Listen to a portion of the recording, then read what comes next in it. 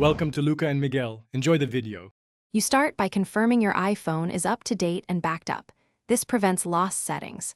Once those basics are ready, open Settings and go straight to Wallpaper to change home and lock screens.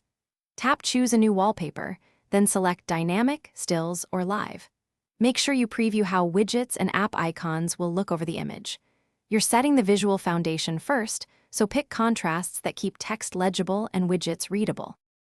Once the wallpaper is set, customize widgets and icons to complete the theme. Long press an empty area to enter jiggle mode. Tap the plus to add widgets and choose sizes that balance information versus space. To change app icons, use shortcuts. Create a new shortcut, add Action Open App, select the app, then add to home screen with a custom image.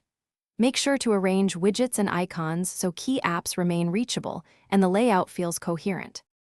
To finish, exit jiggle mode and test both lock and home screens. Tap and swipe to ensure widgets update and icons open correctly. If you want automatic changes, link wallpapers and layouts to a focus mode schedule so themes switch by time or activity. If things go wrong, for example wallpaper resets or widgets disappear, restart your iPhone first, then verify iCloud and shortcuts permissions. These fixes resolve most sync and permission issues quickly. Thanks for watching and please subscribe. It's the best investment you'll ever make.